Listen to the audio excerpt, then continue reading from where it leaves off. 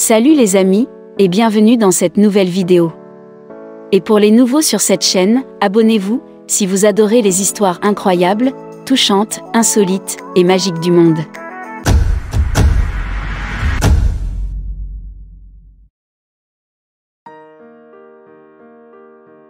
Stéphanie Fuchs s'est rendue en Tanzanie en Afrique de l'Est, en tant qu'assistante de recherche pour un projet de conservation marine. Un jour, alors qu'elle se promenait, elle est tombée sur Sokwane, son futur mari. Ce qui m'a attirée chez lui, ce sont ses yeux. Son regard calme et stable, a-t-elle déclaré.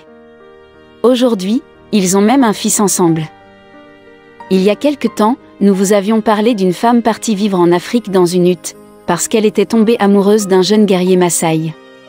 L'amour n'a pas de limite géographique, et aujourd'hui nous le prouvons encore avec une nouvelle histoire d'amour. Cette fois, l'intrigue se déroule en Tanzanie, un pays d'Afrique de l'Est dans lequel une femme allemande est arrivée et est tombée amoureuse au premier regard de son mari actuel, un homme qui appartient à la tribu Maasai. Ils sont ensemble depuis 9 ans et ont un fils. Stéphanie Fuchs, âgée de 34 ans, et Sokwane, sont la preuve vivante que l'amour l'emporte sur tout. Elle vient d'Allemagne et a rencontré son mari actuel le 5 janvier 2011, après avoir voyagé en Tanzanie pour travailler comme assistante de recherche pour un projet de conservation marine. L'homme travaillait comme agent de sécurité dans un centre de plongée de la région, selon le compte Instagram de la femme. Stéphanie est arrivée avec ses collègues chercheurs dans le village du Tande. Ils se sont installés et elle a décidé de sortir et d'explorer la région. Elle parlait parfaitement le swahili, la langue tanzanienne, car elle avait passé 1 an dans un autre camp. J'étais déjà tombée amoureux de la Tanzanie. J'étais tombée amoureuse des gens merveilleux et de l'incroyable nature sauvage, a-t-elle déclaré dans un message sur la populaire plateforme de réseautage social photos et vidéos. Elle a poursuivi sa visite de la nature sauvage et est tombée sur un groupe d'hommes Maasai, une tribu tanzanienne de près de 880 000 personnes. Stéphanie a vu 3 membres, mais un seul a attiré son attention. C'était Sokwane. Ce qui m'a attiré chez lui, ce sont ses yeux. Son regard calme et stable dégageait tellement de paix et de confiance, a déclaré la femme sur Instagram. Les jours ont passé, mais Stéphanie ne pouvait pas oublier Sokwane. Quelques semaines ont passé et ma fascination pour Sokwane n'a fait que se renforcer, a-t-elle déclaré. Pourtant, elle était gênée de l'approcher. Un jour, la femme allemande traînait dans un restaurant avec un ami local quand soudain Sokwane entra. Son ami lui dit « Oh, regarde, voici ton Maasai ». Elle lui a demandé avec surprise pourquoi il avait dit cela, ce à quoi il a répondu « Oh, tu ne sais pas ? Il vous aime ». Quelques jours se sont écoulés et les deux ont commencé à parler, et le reste appartient à l'histoire. 11 mois plus tard, j'ai emménagé avec lui et sa famille dans sa ferme traditionnelle au milieu du désert tanzanien, a ajouté Stéphanie sur les réseaux sociaux. Je vis avec la tribu Maasai dans la steppe Maasai de Tanzanie. Mon mari est un guerrier Maasai et c'est par amour pour lui que j'ai décidé de le suivre dans sa maison familiale traditionnelle au milieu de la brousse tanzanienne. Ici, je travaille pour la préservation de la belle culture Maasai que j'ai appris à aimer au cours des 8 années que j'ai vécues avec eux. Je les aime pour de nombreuses raisons, l'une d'entre elles étant qu'ils sont des écologistes innés. C'est probablement leur mode de vie, proche de la nature et en phase avec elle qui m'a facilité l'adaptation à une culture si différente de la mienne. Mais le fait est que je n'ai jamais voulu une vie ordinaire. Je n'ai jamais voulu ce travail de bureau 9 à 5. Je voulais être libre, être dehors, pouvoir choisir ce que je fais et quand je le fais. Je me sentais pris au piège dans notre joli petit village de l'Allemagne urbaine. Je me sentais à l'étroit par notre mère qui luttait pour m'élever seule, moi et mes 2 frères et sœurs. Je n'ai jamais compris pourquoi elle était toujours aussi malheureuse, mais je me suis promis de ne jamais finir comme elle. Et j'ai toujours été passionnée par notre monde naturel. D'aussi loin que je me souvienne, j'ai été fascinée par les dauphins. J'avais l'habitude de lire des livres qui racontaient des légendes d'hommes sauvés par des dauphins en mer, je regardais des documentaires sur les dauphins protégeant les naufragés des requins. Mon amour pour les dauphins a fait naître en moi le désir d'aller parcourir le monde rien que pour les voir, mais plus j'en apprenais, plus je réalisais qu'ils étaient menacés. J'ai appris ce que l'humanité faisait à notre planète et je m'en suis inquiétée. Je ne pouvais pas avoir plus de 8 ou 9 ans. et je me suis donné pour mission de grandir et de vivre une vie qui ferait une différence positive dans notre monde. J'ai étudié la biologie et la conservation et j'ai basé ma thèse sur les 2 mois que j'ai passés au Zimbabwe pour apprendre le conflit homme-éléphant. L'Afrique a toujours été un rêve pour moi, quelque chose que je n'avais connu qu'à la télévision. Et quand j'ai posé le pied pour la première fois sur ce continent magique et que j'ai vu des éléphants, des lions et des girafes de mes propres yeux, j'ai su que je reviendrais. Et je l'ai fait, 6 mois seulement après l'obtention de mon diplôme. J'avais postulé pour travailler pour une ONG britannique supervisant des recherches menées par des bénévoles dans une région reculée de la Tanzanie, mais je n'ai pas obtenu le poste. Je me suis donc engagée comme bénévole à la place. Je n'étais censée rester que 5 mois, mais je savais que je resterais plus longtemps, peut-être 2 ans, peut-être pour toujours. C'est lors de mon passage au sein de cette organisation non gouvernementale, que j'ai rencontré Sokwane, mon futur mari.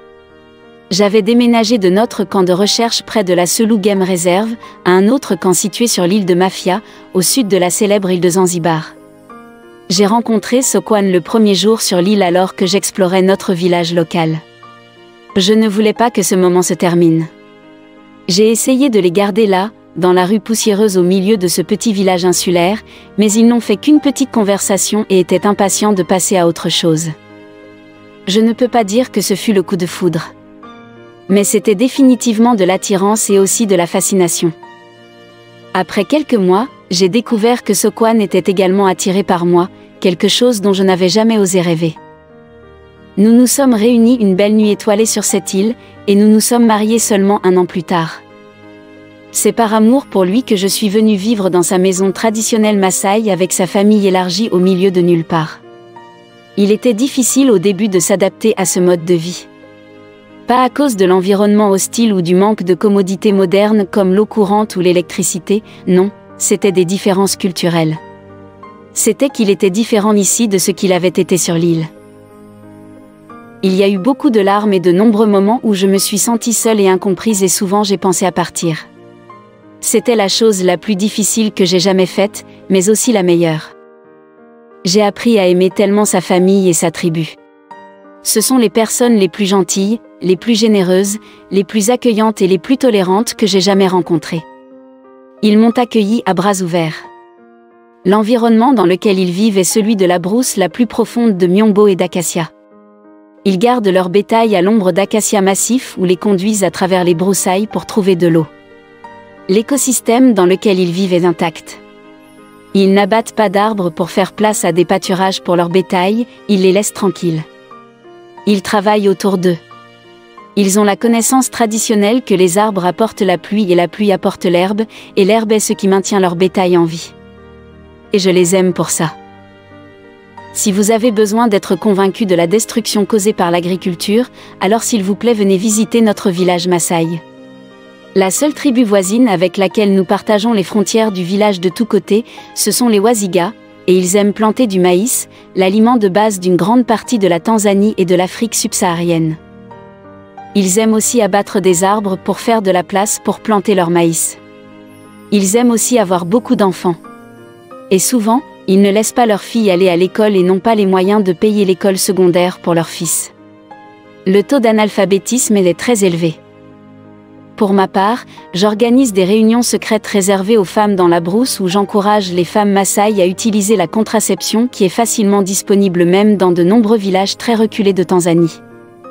Je leur dis d'essayer de parler à leur mari s'ils pensent qu'ils seraient d'accord, mais je leur dis aussi de ne pas parler à ces maris qui sont connus pour être violents ou insensibles à un nouveau mode de vie.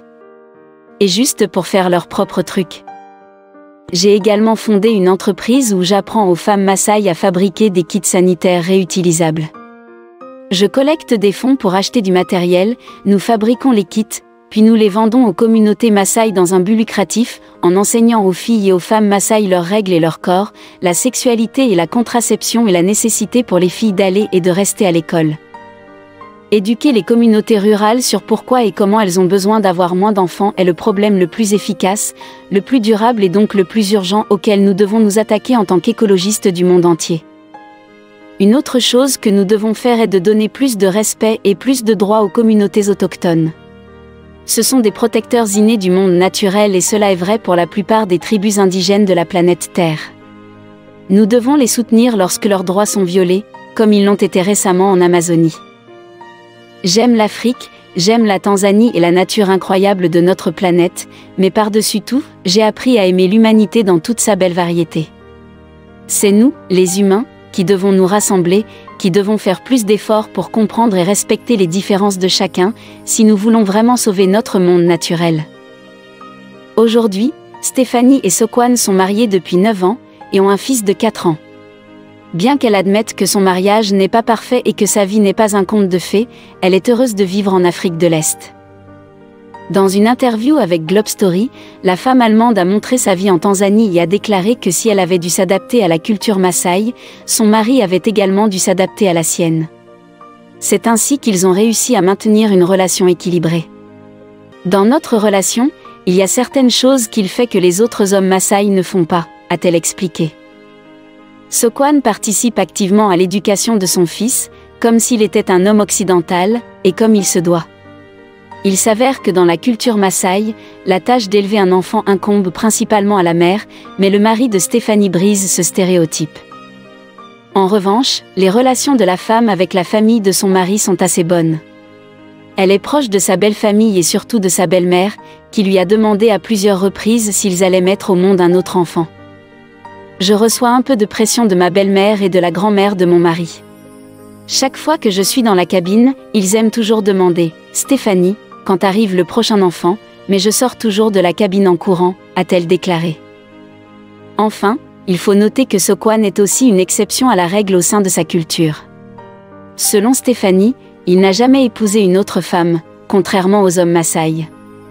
Il est complètement amoureux de sa femme et de la famille de 3 qu'ils ont créée. L'amour est vraiment magnifique. Que pensez-vous de cette histoire? Si vous avez aimé, laissez un pouce bleu à la vidéo.